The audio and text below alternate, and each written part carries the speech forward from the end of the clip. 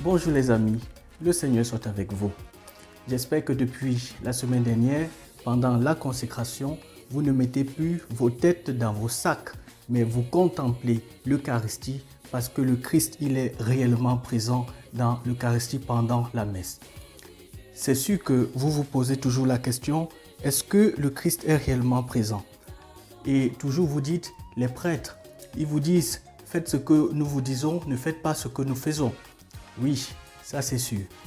Écoutez, au 8e siècle, exactement au cours de l'année 750, les historiens vont parfois dire 700, mais on dit entre 750 et 700, mais c'est plus 750, de toute façon c'est au 8e siècle, il y avait un moine basilien en Italie, dans la ville de Lanciano, qui aussi doutait de la présence réelle. C'était un prêtre, un moine, mais il se posait la question, est-ce que pendant que je consacre le pain et le vin, est-ce que le Christ il est réellement présent est-ce que l'hostie devient son corps? Est-ce que le vin devient son sang?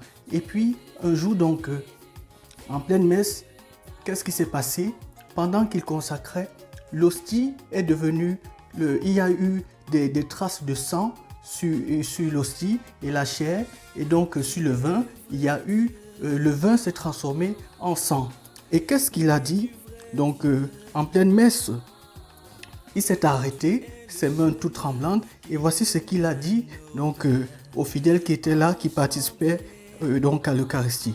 Il a dit, ô témoin à qui le Dieu béni, pour contredire mon humilité, a voulu se révéler lui-même dans ce béni sacrement et se rendre visible à nos yeux. Venez voir notre Dieu si près de nous. Voici la chair et le sang de notre Christ bien-aimé. Ça, c'est au cours d'une messe en Italie, dans la ville de Lanciano. Et puis, ce que vous devez savoir, c'est qu'en réalité,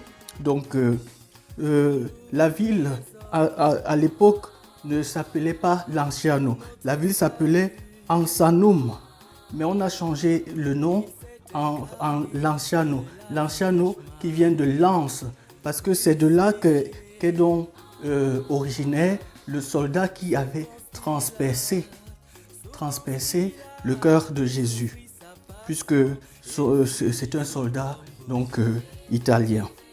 Et son nom, le centurion, c'est Longinus. Ça, vous devez savoir. Maintenant, quand on a analysé, et c'est au XXe siècle, quand on a analysé le corps et la chair, et on a analysé le sang, on s'est rendu compte qu'avec les méthodes scientifiques, du 8e siècle au 20e siècle, 12 siècles après, c'est bien resté intact, on s'est rendu compte que le corps et la chair et le sang sont de la chair humaine. Le sang, c'est aussi la chair, le sang humain, du groupe sanguin AB. Donc, je vous donne cette information. Le Christ, son groupe sanguin, c'est AB. On s'est rendu compte que c'est bien d'une personne qui a vécu au Moyen-Orient. Vous savez que le Christ il est originaire du Moyen-Orient. Donc, c'est toutes des choses comme ça à connaître. Et quand on dit le groupe sanguin AB, pour celles et ceux qui comprennent bien la science, vous savez que le groupe sanguin AB, en plus résus positif, c'est le groupe sanguin receveur universel. Et ça vous permet de comprendre en fait la parole de Dieu. Et je vais le lire. C'est Matthieu chapitre 11, verset 28, qui nous dit, c'est Jésus qui dit, « Venez à moi, vous tous qui prenez sous le poids du fardeau, et moi, je vous procurerai le repos. » Et il poursuit au verset 29, « Prenez sur vous mon joug, devenez mes disciples, car je suis doux et humble de cœur. » Encore, on touche le cœur, parce que ce que vous devez savoir, c'est que dans la chair qui est analysée, la partie qui a été retrouvée, c'est le cœur humain. ce que vous devez savoir. J'espère que cette émission vous permet de comprendre que c'est vraiment le Christ qui est réellement présent dans l'Eucharistie et dès aujourd'hui, vous ne devez pas douter. Je compte sur vous pour partager la vidéo.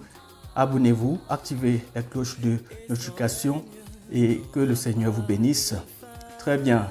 La question du jour.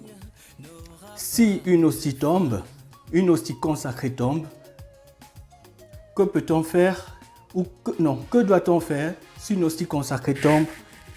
Donc, voilà, que doit-on faire ou que peut-on faire si une hostie consacrée tombe, puisque le Christ est réellement présent dans cette hostie pour les siècles des siècles.